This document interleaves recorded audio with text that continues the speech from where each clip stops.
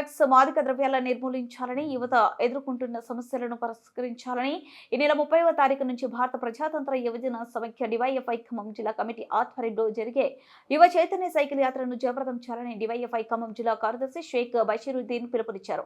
స్థానిక ఖమ్మం సుందరయ్య భవనంలో డివైఎఫ్ఐ ఖమ్మం జిల్లా కమిటీ సమావేశం జిల్లా అధ్యక్షుడు మద్దాల ప్రభాకర్ అధ్యక్షతన జరిగిన సమావేశంలో డివైఎఫ్ఐ జిల్లా కార్యదర్శి షేక్ బషీరుద్దీన్ మాట్లాడుతూ, నేడు దేశంలో రాష్ట్రంలో యువత మొత్తం గంజాయి, డ్రగ్స్, మాదక ద్రవ్యాలు, చెడు వ్యసనాల వైపు కొట్టుకుపోతుందని ఆరోపించారు.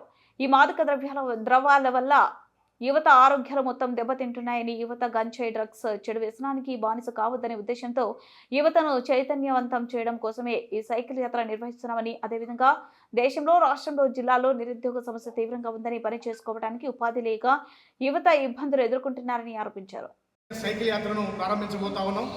ఈ సైకిల్ యాత్ర ఎర్రుపాలెం మండలం జమలాపురం నుంచి 30వ తారీఖు ఉదయం 10 గంటలకు ప్రారంభం కాబోతా ఉంది. ఈ యాత్ర యొక్క ముఖ్య ఉద్దేశం ఏంటంటే, ప్రధానంగా మన ఖమ్మం జిల్లాలో గ్రామాన, నగరాలు, పట్టణాలు, గ్రామాల్లో విపరీతంగా డ్రగ్స్ మాఫియా పెరిగిపోయింది.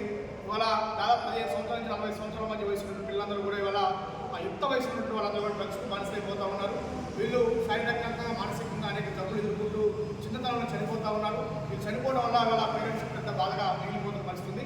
కాబట్టి ఏదైతే డ్రగ్స్ తీసుకుంటున్నారో ఈ డ్రగ్స్ వ్యతిరేకంగా డ్రగ్స్ తీసుకోవద్దు అని చెప్పేసి వాళ్ళ డివైఎఫ్ఐ ఖమ్మం జిల్లా కమిటీ యాత్రలో ఈ యాత్రలు ప్రధానంగా చేయబోతా ఉన్నాం. దీంతో పాటుగా మన కేంద్ర రాష్ట్ర ప్రభుత్వాలు ఎన్నికలకు ముందు ఇచ్చిన హామీల్ని వెంటనే అమలు చేయాలని చెప్పేసి కూడా ఈ యాత్ర ముఖ్య ఉద్దేశంగా చేయబోతా ఉన్నాం. దాంతోపాటుగా ఖమ్మం జిల్లాలో ఇవాళ పత్తి, మిర్చి, వరి పెద్ద ఎత్తున పండుతున్న పరిస్థితి ఉంది. ఈ ఏదైతే పండుతుందో ఆ పండుతున్నటువంటి వాటి మొత్తం కూడా ఎగుమతులు చేస్తూ ఉన్నారు. ఎగుమతులు చేయకుండా ఇక్కడ ఒక మినీ పరిశ్రమను ఏర్పాటు చేసి ఇవాళ ఎవరైతే స్థానికంగా అన్ని రకాలుగా అర్హులైనటువంటి యువకులకు ఉద్యోగాలు కల్పించాలని చెప్పేసి వాళ్ళ ప్రధాన డిమాండ్గా ఈ యాత్ర చేయబోతా ఉన్నాం. అట్లాగే కాంగ్రెస్ పార్టీ తెలంగాణ అధికారంలోకి వచ్చిన తర్వాత ప్రియాంక గాంధీని పిలిచి యూత్ డిక్లరేషన్ పేరుతో ఒక డిక్లరేషన్ ఏర్పాటు చేశారు. ఏదైతే యూత్ డిక్లరేషన్ అని చెప్పి పెట్టారో ఆ యూత్ డిక్లరేషన్ అన్ని అంశాలను కూడా అమలు చేయాలని చెప్పి మేము డిమాండ్ చేస్తూ ఉన్నాం. దీంతో పాటుగా వాళ్ళ ప్రధానంగా తెలంగాణ రాష్ట్రంలో దాదాపుగా 40 లక్షల మంది పైగా వాళ్ళ నిరుద్యోగ సైన్యం ఉంది, ప్రత్యేక నిరుద్యోగులు ఉన్నారు.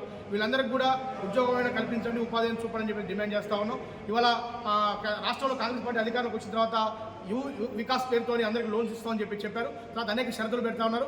ఇవాళ ఎవరైతే అర్హులైనటువంటి వాళ్ళు ఉన్నారో వాళ్ళందరికీ కూడా ఎట్లాంటి షరతులు లేకుండా వాళ్ళ లోన్స్ ఇవ్వాలని చెప్పేసి వాళ్ళు డివైఎఫ్ఐగా డిమాండ్ చేస్తా ఉంది. అది కూడా ఈ యాత్రలో ప్రధానమైనటువంటి డిమాండ్గా ఉంది.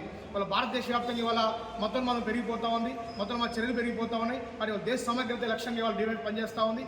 ఆనాటి నుండి 1980 నుంచి ఈనాటి వరకు అనేక మంది అమరవీరులు ఇవాళ డివైఎఫ్ఐ దేశం కోసం, దేశం రక్షణ కోసం కోల్పోయాం. ఆ దేశం రక్షించడంలో డివైఎఫ్ఐ ప్రధాన బాధ్యత ఉంటుంది. వాళ్ళ దేశభక్తిగా సగంగా డివైఎఫ్ఐ ఉంటుంది. కాబట్టి ఇవాళ దేశ సమగ్రతను కాపాడడం కోసం కూడా ఇవాళ డివైఎఫ్ఐ లక్ష్యంగా పెట్టుకుని ఈ యాత్రలో ప్రధానంగా చేయబోతాను. ఇలాంటి అనేక అంశాలతో పాటు